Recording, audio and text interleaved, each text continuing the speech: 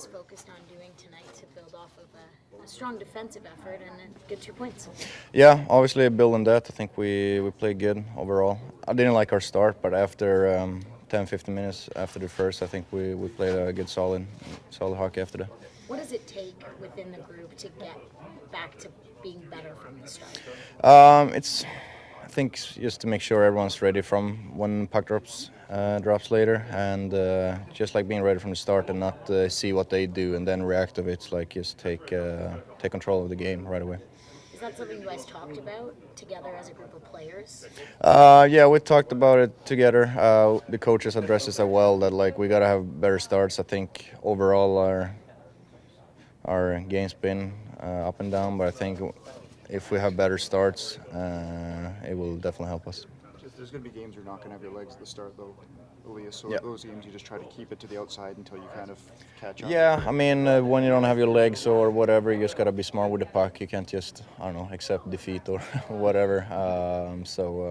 Yeah, it's you just gotta manage the puck better and maybe play a little safer until you get your legs or whatever. So yeah, I guess game management is the right word. Last game, a good example of that, where you kept them to the outside, didn't necessarily give them that many great A's. Yeah, I agree. I liked our defensive game. The Schmidt was great in net. But yeah, it was I liked the defense last game. What has Lafferty brought to your line?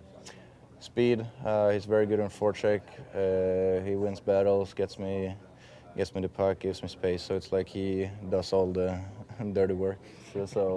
And I'm trying to do the same to get him or make the puck. Your time in the league, you kind of know what Carolina is all about. They lead the league in the fewest shots given up. So what does that mean in terms of the challenge for you guys to try to? Yeah, it's obviously try to break that. And I mean, the cliche, get to the net and get pucks to the net.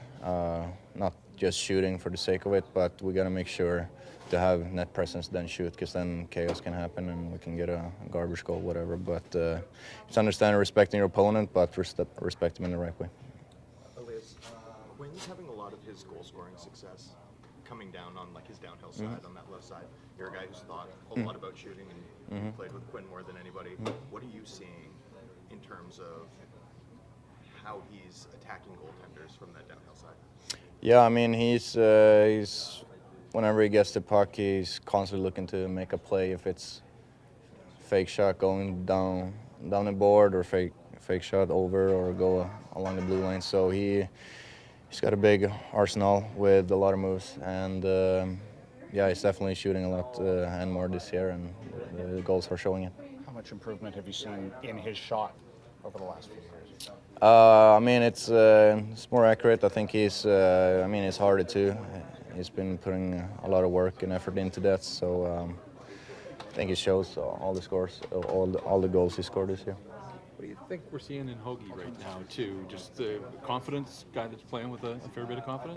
Definitely. I think we all know how well he is when he has the puck and wins battle, but I think now he's getting more confidence, I guess, in the defensive zone without the puck, and when he's playing like he is now, he's a very good player for us, or an even better player for us, I should say. So it's fun to see. So you just gotta keep that puck up, that job and hard work without the puck.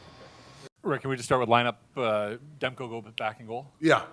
And then the same skaters? Same lineup, same lineup. The organization sent Linus back to Abbotsford this morning. Is that related to Pius Suter in any way, or? Yeah, a little bit of that, and plus, we there's a game tonight. We ought to get him in. And that's the great thing about Abbotsford. He can get called back up in a couple of days if we need him. But, a couple of factors like that. Do you think, I know yesterday you said 3 or 4 practices for Suter. Would he be an option by the end of the homestand, do you think? Or Yeah, there's a possibility. I mean, sometimes in activity, some guys are different. Some guys need a little more extra practice. But, Suits is a pretty smart guy. Probably doesn't need as many practices. But, dealing with a lower body injury, there's little factors here and there. You want to make sure he's up to speed. But, if he's healthy to go 100%, I'm not, put him in the lineup. I wouldn't be afraid to put him in the lineup because he's a smart guy. You said you liked the last 40 from the other night. What do you need to see to feel good about the way this group is progressing tonight? Well, 60 minutes. I mean, we've been talking about it here for about 3 weeks.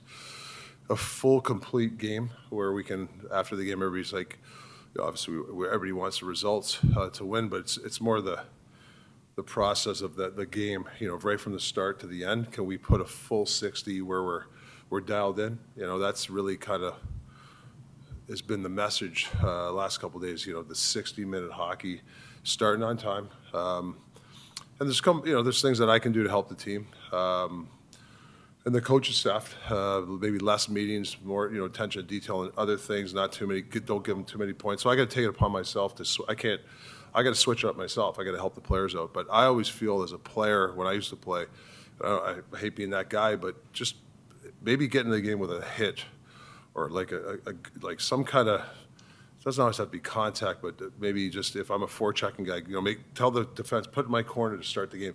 Those little things, short-term goals really help, I think, get you in the game instead of thinking too much. Oh, I need to do this, I need to do that. Next thing you know, you haven't touched the puck in 10 minutes because you're thinking too much. So we talked about that today. What is it that Carolina does well that you've got to key in on being ready for tonight? Well, it's like they're peddling a lot of pressure. They dump a lot of pucks and chip a lot of pucks into space. They got fast forwards. That's, Carolina's identity for the last 5-6 years is they put a lot of pressure on you. So you got to know when you have the puck where you're going with it quick. You can't massage the puck. You got to get in front of people, and you got to be able to, like I said, when you get the puck, you don't have 2 seconds to, which guy to give it to. You got to know, it's like chess. You got to know 2 plays or 2 moves ahead. And I think but all good teams, when you play against pressure teams, they always know the next play before they get the puck. That's sort of the template team for stress hockey. Yeah. You've talked a lot about pressure and meeting it with pressure. What sort of test then does the team that controls play the best in the league or has over the last few years sort of offer up tonight? Yeah, that's a good point. When you play a pressure team, the worst thing is to go away from pressure. You want to meet their pressure with pressure, which we always say. And then when you beat their pressure, you got to attack. It's not like catch it, okay, let's see is there another option? No, the option is to attack the net. If they got 3 guys in the corner and you come out with a puck and one of our free guys get it, it's got to go to the net, whether it's a shot, whether it's a shot pass, whether it's somebody in front of the goalie. I think teams get in trouble with Carolina is they hold it again. They're looking for the pretty play. And, the goals I've seen this year against Carolina is that once you beat their pressure, you take it to the net. And the teams that have played well against them, Edmonton the other night, they were ready to play. And, I love that, watching that hockey game, because Edmonton was, from the opening face-off, they put pressure on. So Carolina, they don't lose very often, 2 or 3 games in a row. So this is a very high alert game for our team. With Carlson going down, Abbotsford has one more game, then they go on the road. You obviously have another week before you go on the road, and you have 2 open roster spots. How do you work with Jeremy and obviously management in terms of evaluating players, especially with a roster freeze looming and a road trip? Like, is this a big opportunity, this back-to-back set for Abbotsford players? Yeah, I think it's a committee thing. It's RJ. It's Jeremy. Like I know Lance, I think he has a couple goals down there, but that didn't scare them from bringing it up because he's only got 2 goals, but he's been a very consistent guy. The staples we want, he goes to the net. He's coming up with loose pucks. The goals will come for him. So we just don't go by stats. We actually go by the staples of what the guy's doing down there. And I think it keeps other guys on alert down there, like, hey, if I'm doing the right things, regardless of the points and assists, I might get called up. I'm a big believer in that, giving a player a taste, bringing them up, let them practice a couple of days. Like I said, it's a 45-minute drive. If you have an extra roster spot, why not get them in our practices and see what kind of speed and stuff like that. And then when they go down there, like I talked to Linus yesterday, go down there, do the stuff you're doing out here. Don't change it because you're in minors. Don't all of a sudden I want to hold the puck because maybe the level play is not as high. Don't change your thought process. And I think that's a big key for the guys that come up and down is to keep that same thought process. Was there any conversations between yourself and Jeremy Colton about Niels Höglander? Because he feels like a good example of what you just. Oh yeah, actually I've talked to Jeremy a lot. Yesterday we finally connected. I like to talk to him a lot. He's actually a smart guy. We talk about certain players, and Hoggy was one where he felt last year at the start his hockey IQ got chipped away at. It's the same thing here. If you watch his defending, he's getting a little bit better. He's going, if he's the low forward, which we don't want him to be low forward very often, but if he is, he's got to know where to go. And I felt that last game, he was in a good spot a couple of times where before you don't know what he's going to do. And I think that's just a lot of reps and him being diligent on his game.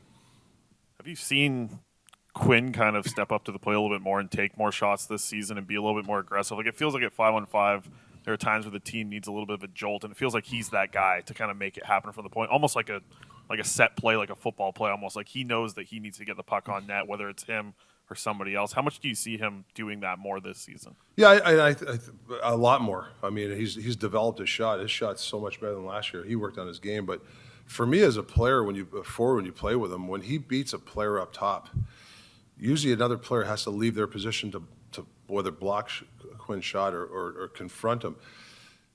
I'd be around the net when you're playing with Ken Hughes because he's going to deliver the puck. We've had some goals this year, especially the first month of the year, where he had shot the puck, and it either went in or somebody got a deflection or somebody got a rebound goal. So I guess whoever plays with Quinn, if you're a forward, get to the net or be ready for a shot pass, and I think that's what Quinn does. Because listen, teams are scouting him. They'll probably have two guys on him up top. They don't want to let him get his shot away. So if he just gets it through that layer, somebody has to be open in front of the net.